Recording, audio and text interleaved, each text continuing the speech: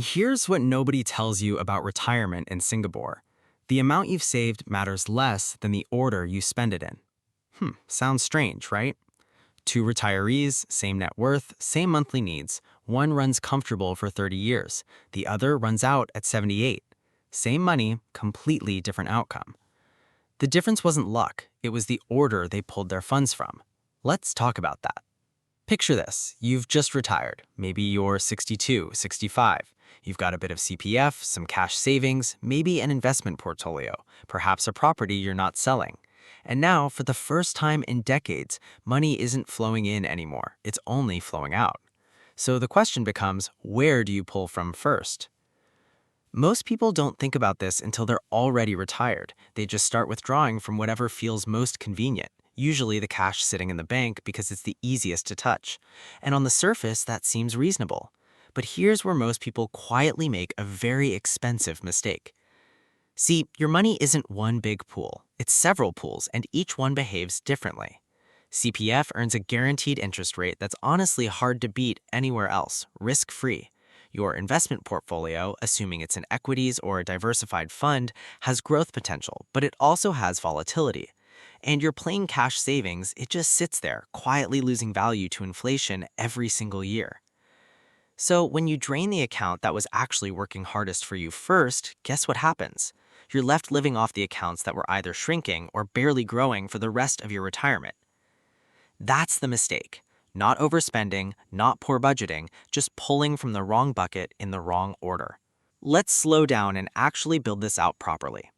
Say you retired with three sources: cash savings sitting there, earning maybe 0 point something% in a normal account, an investment portfolio growing on average 6 to 7% a year, but bumpy, some years up 20%, some years down 12%, and your CPF, particularly your retirement account, compounding at 4%, sometimes more, completely guaranteed by the government.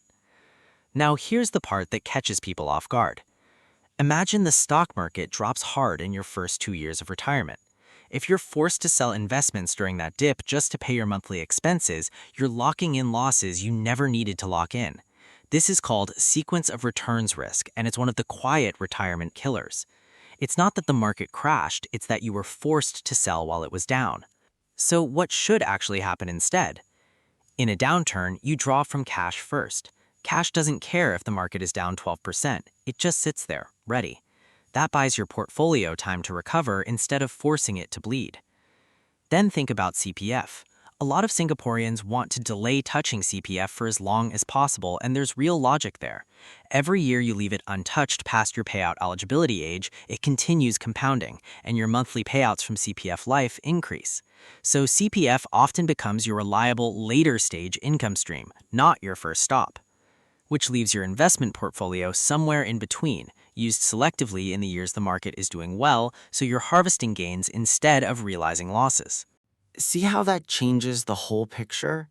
It's not spend whatever's easiest, it's spend whatever's smartest, based on what the market and your accounts are doing that particular year. Now, here's where most people misunderstand this completely. They treat retirement withdrawals like a fixed monthly allowance, same source, same amount, every single month, forever. But smart retirement income doesn't work like a salary. It works like a river with multiple tributaries, and you open whichever tributary makes sense for that season. Good years in the market? Lean more on investments. Let CPF and cash rest. Bad years? Lean on cash and steady CPF payouts. Let the portfolio recover untouched. This single shift, sequencing withdrawals intelligently instead of pulling from one account out of habit, can add years, sometimes a full decade of extra runway to your retirement funds. Same total savings, just a smarter order. Let's bring in a simple example. Two retirees. We'll call them retiree A and retiree B. Both start with $600,000 combined across CPF, cash, and investments. Retiree A just withdraws from whatever's easiest, mostly cash then investments, regardless of market conditions. Retiree B follows a sequencing strategy: cash first in down years, investments in up years, CPF layered in steadily for guaranteed baseline income.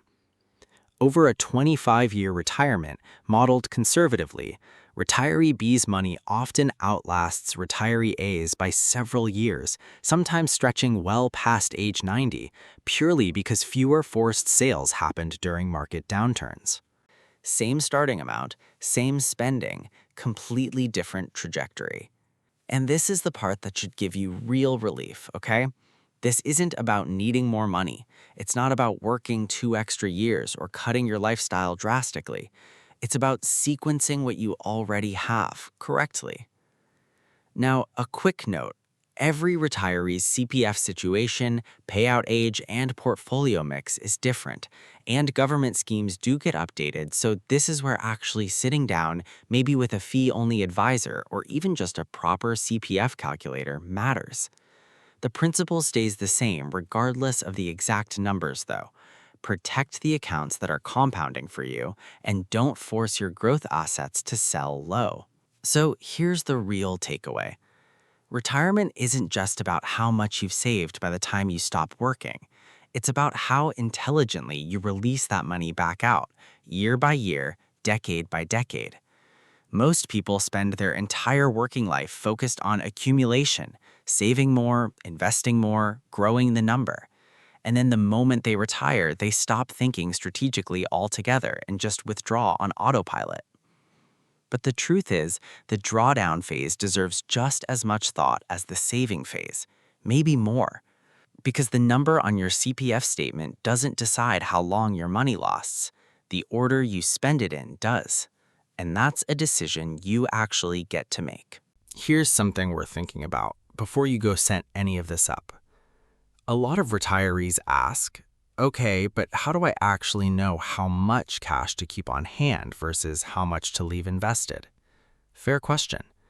And there's a simple way to think about it without needing a finance degree.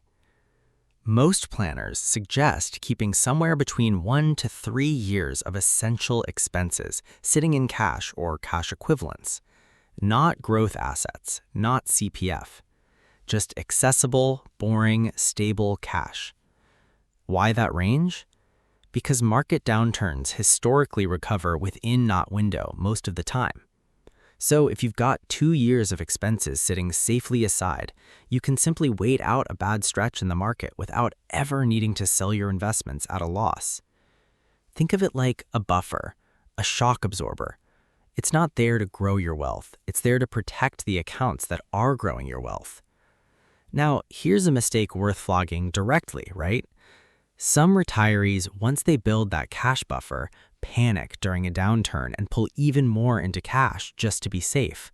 But that actually works against you. Sitting in excess cash for years quietly erodes your purchasing power to inflation. The buffer should be refilled, not endlessly expanded. When the market recovers and your portfolio's up, that's your cue to top the cash bucket back up. Then let your investments keep compounding again. There's also the CPF side of the sequencing conversation. For many Singaporeans, delaying the start of CPF life payouts where possible results in meaningfully higher monthly payouts for life. So CPF often plays the role of your floor, a guaranteed income layer underneath everything else, rather than your first stop when withdrawals begin. So if you're piecing this together for yourself, here's roughly how the picture comes into focus. Cash buffer, covering essential spending during downturns. Investments, topped selectively during healthy market years. CPF, layered in as your reliable long-term floor income. None of this requires predicting the market. It just requires knowing which bucket to open depending on the conditions you're actually in that year.